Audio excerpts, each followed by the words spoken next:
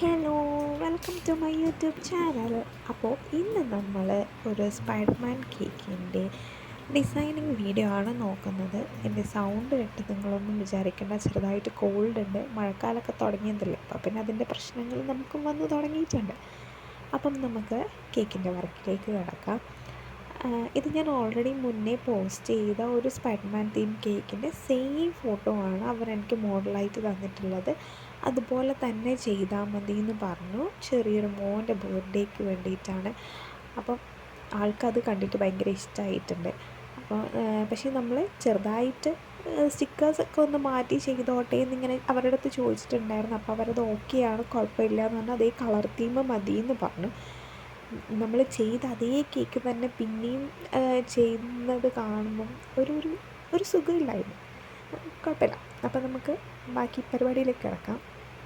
അപ്പം ഞാൻ ഓൾറെഡി ഈ കേക്ക് ക്രം കോട്ട് ചെയ്തിട്ട് ഫ്രിഡ്ജിൽ സെറ്റ് ചെയ്യാൻ വെച്ചിട്ടുള്ളതായിരുന്നു. ഒരു വാനില കേക്കാണ്. അപ്പം ഒരു സ്കൈ ബ്ലൂ കളറ് വിപ്പിംഗ് ക്രീമിൽ മിക്സ് ചെയ്തിട്ടാണ് നമ്മൾ ഈ കേക്കിന് കംപ്ലീറ്റ് ആയിട്ട് കവർ ചെയ്തെടുക്കുന്നത്. ടോൾ കേക്ക് ആയതുകൊണ്ട് തന്നെ കുറച്ച് ബുദ്ധിമുട്ടാണ് ഫിനിഷ് ചെയ്തെടുക്കാൻ. എൻ്റെ കയ്യിൽ ടോളായിട്ടുള്ള സ്ക്രേപ്പർ ഇല്ല. അപ്പം ഈ പാലറ്റ് നൈഫും നമ്മൾ നോർമലി കേക്ക് ഫിനിഷ് ചെയ്തുകൊണ്ടിരിക്കുന്ന സ്ക്രേപ്പറും വെച്ചിട്ടാണ് ഞാൻ ആ കേക്ക് ഫിനിഷ് ചെയ്യാൻ നോക്കിയത്.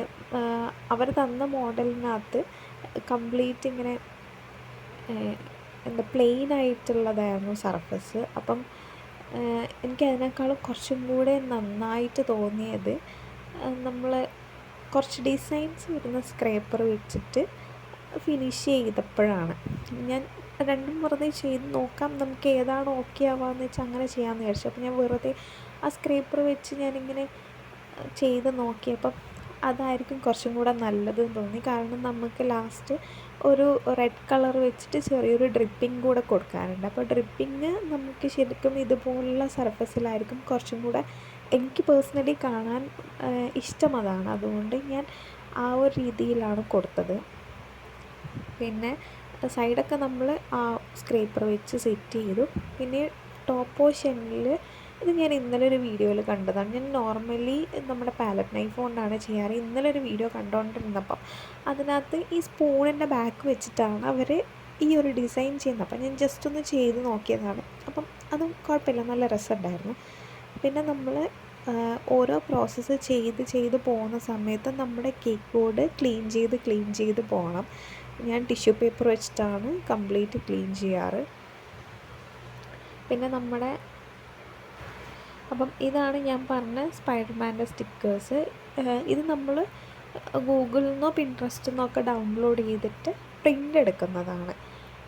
ഇതല്ലാണ്ട് നമുക്ക് ഷോപ്സിലൊക്കെ ഇപ്പം ഓരോ തീമിലുള്ള സ്റ്റിക്കേഴ്സ് നമുക്ക് അവൈലബിൾ ആണ്. എഡിബിൾ അല്ലാത്തതും എഡിബിൾ ആയതുമായിട്ടുള്ള സ്റ്റിക്കേഴ്സ് നമുക്ക് ഇപ്പം ഞാൻ ലാസ്റ്റ് കേക്ക് ഷോപ്പിൽ പോയപ്പോൾ കണ്ടു. അപ്പം നമുക്കതെല്ലാം കൂടെ കട്ട് ചെയ്ത് സെറ്റാക്കി വെക്കാം.